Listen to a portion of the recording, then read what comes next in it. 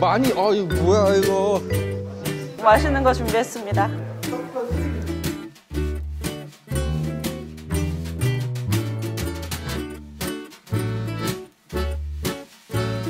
지역의 이야기가 들어가 있는 각각의 뭔가 좀 있는 걸 좀 가져와 왔으면 좋겠다라고 부탁을 드렸습니다.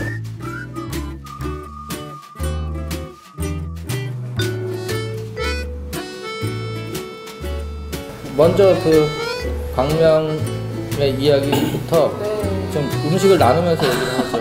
네, 저는 오늘 두 종류의 빵을 구입해 왔는데요. 하나는 광명동굴빵이라고 이름 붙여진 동굴빵을 가지고 왔고, 하나는 구름산빵이라는 이름을 가진 빵을 구입했습니다. 광명동굴빵의 경우는 쌀로 이제 만들어가지고 동그란 모양의 빵인데 반을 잘라서 이렇게 모양을 만들면 동굴의 입구 같은 모양이 돼요. 아마 그렇게 해서 이름이 붙여진 것 같고요. 구름산빵은 광명의 주산 이름이 구름산이거든요. 광명의 대표적인 산 이름을 또 붙여서 그렇게 만든 빵이에요. 제 차례인가요? 예. 저는 이천 개걸무차라는 걸 준비해왔습니다. 예, 개걸무. 예, 이천문화원 사무국장 이동준입니다. 개걸무라는 게 특산품으로 되어 있습니다.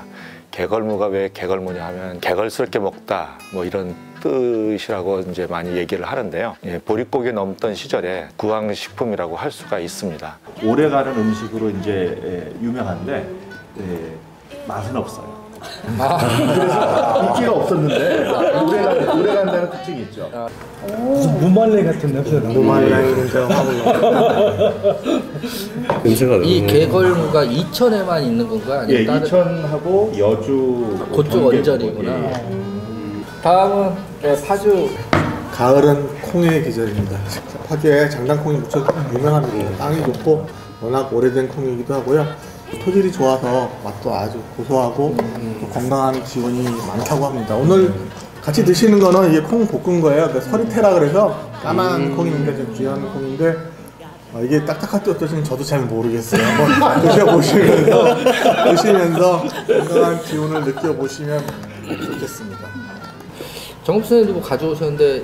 예, 저는 얼른 간단하게 그 올해 추석 때 대통령께서 선물을 보내는데 담양에 대입술을 보냈어요.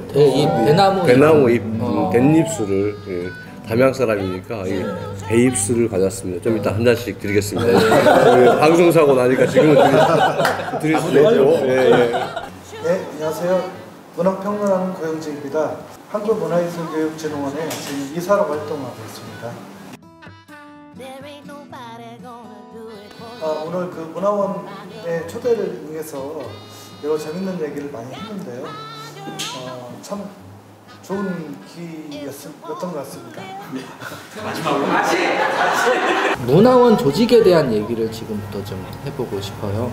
문화원이 이렇게 사람들이 임원들 또 국장님들 직원분들 모이면 문화원 조직이 이래서 힘들다. 조직 얘기를 참 많이 해요.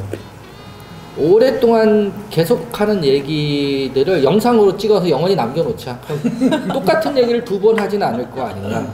뭐 이런 취지로 오늘 조직에 관련된 얘기를 가감없이 여러 얘기들을 좀 나눠서 맨날 똑같은 얘기 하지 말고 이 조직 얘기는 우리가 결론 내야 될 부분을 하나하나씩 결론을 내서 가보자. 뭐 이런 취지로 조직 얘기를 해보고자 합니다.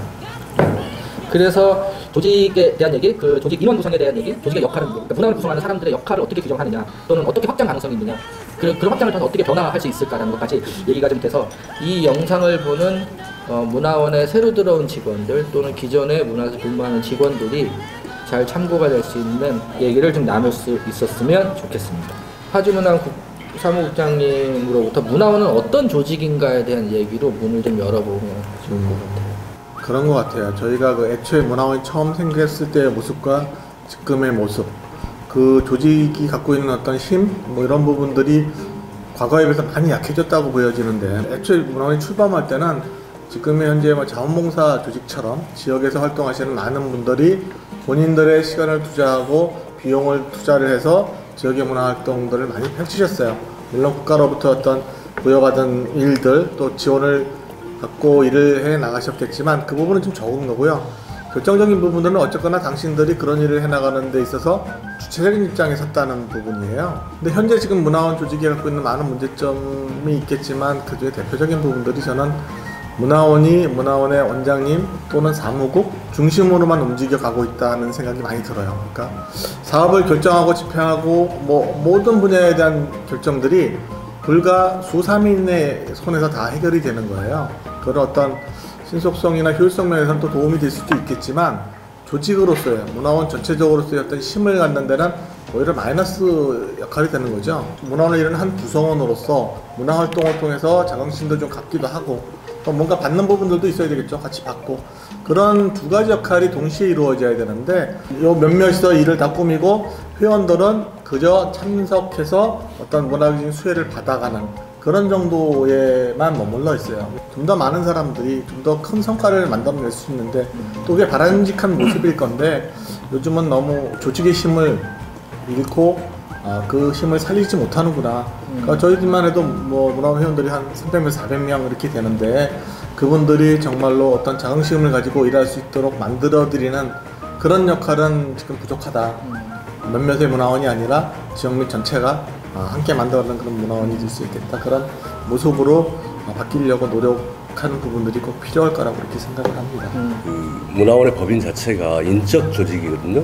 인적 조직으로 사단 법인화돼 있고 돈의 구축이 아니라 사람의 조합으로 이루어졌기 때문에 말씀하신 것처럼 회원의 조직과 그다음에 이사의 조직, 그다음에 거기 사무국의 조직, 그리고 이제 원장의 그런 원장님까지 이렇게 구축이 돼 있어요. 그러면 일사불란한 체계처럼 되지만 사무국 같은 경우는 자기 전문성들을 가지고 그리고 자기 헌신성을 가지고 일할 수 있게끔 그러게 이제 구조화는 돼 있죠. 뭐 원장님이 바뀔 때마다 사무국장이 바뀌는 곳이 있는가 하면 그 안에 있는 직원들은 정규직이 아니라 비정규직, 계약직이라든지 이런 상황에서 여러 가지 상황들이 처해 있고 또 그 안에 있는 분들이 그분이 무엇을 전공했느냐, 이 전문성이 있느냐 이런 걸 봤을 때 그냥 사무 처리만 한다든지 아니면은 일이 아닌 다른 것들, 이를테면 원장님이 또 지역의 그 기관장 역할을 하기 때문에 기관장님과 같이 뭐 비서 역할을 한다든지 이런 식으로 뭐냐면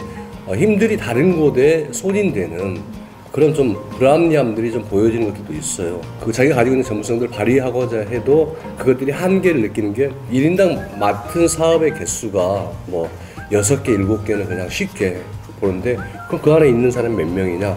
원장님, 뭐 부원장님, 이사님 다 빼고 평균 3.1명입니다. 사무국장, 그 같이 일하는 파트너 2명 이 정도가 다인데 일의 총량들은 엄청난 거죠. 그니 가지고 있는 재능이라든지 해보고 싶은 열망들을 펼치기에는 좀 한계점이 있다. 거기에 더해서 이제 나중에 또 얘기하겠지만 아쉬운 게 복지적인 혜택들, 급여의 혜택들을 받고 있느냐라고 봤을 때는 정말 좀 안타까운 게 너무 많은 게 좀 현실입니다. 예, 뭐 간략하게 말씀드려서 문화원 조직은 뭐 이제 형식상으로 총회 있고 그 아래에 이사회가 있고요. 이사회는 주로 이제 30인 이내 이제 이사로 구성되어 있고 감사인 쪽이고요. 그 다음에 이제 그 아래에 사무국이 있고, 그 다음에 이제 정회원이나 회원이 있는 그런 구조인데 거기에서 이제 부속 관련된 기관들이 또 있죠. 그래서 주로 이제 큰 것이 문화학교를 운영하는 문화학교 성격의 그 조직이 하나 있고요. 또 하나는 향토 문화 연구가 굉장히 중요한 문화원의 그 사업이었잖아요. 연구 사업. 그래서 그거와 관련된 그 조직이 예전에 이제 향토사 연구회 내지 향토문화 연구회라는 것이 대부분 조직되어 있었고요. 네. 그다음에 향토 사료관을 운영하는 문화원이 아직까지도 꽤 있습니다. 이제 그런 부분들이 많이 이제 영세하기 때문에 지금은 이제 박물관으로 시군립 박물관으로 이제 바뀌고 있는 상황이고요. 그다음에 향토사 연구회 같은 경우도 향토사보다는 지금은 이제 지역학 연구소로 바뀌어가는 추세에 좀 있는 상황이고요. 그 다음에 문화원에서 하고 있는 여러 가지 사업이나 이제 교육 사업 통해서 이제 동아리들이 많이 생성되고 있거든요. 그래서 동아리 관련한 여러 가지 조직들이 또 많이 생겨나고 있는 추세였죠. 그런 정도로 말씀드리겠습니다. 거기서 하나가 구속시설. 부속 시설이라면 부속 시설이나 부속 또 문화기관들이 있잖아요. 네. 예컨대 생활문화센터를 같이 겸임해서 한다든지, 그다음에 문화의 집을 같이 경영한다든지, 아니면 도서관이라든지 이것들 같이 경영한다든지, 문화센터를 경영한다든지, 이것들이 문화원에게 이렇게 위탁된 경우, 지금도 뭐 서대문 같은 경우는 서대문 문화센터를 같이 위탁 경영했던 복합문화시설인 이런 경우도 있죠.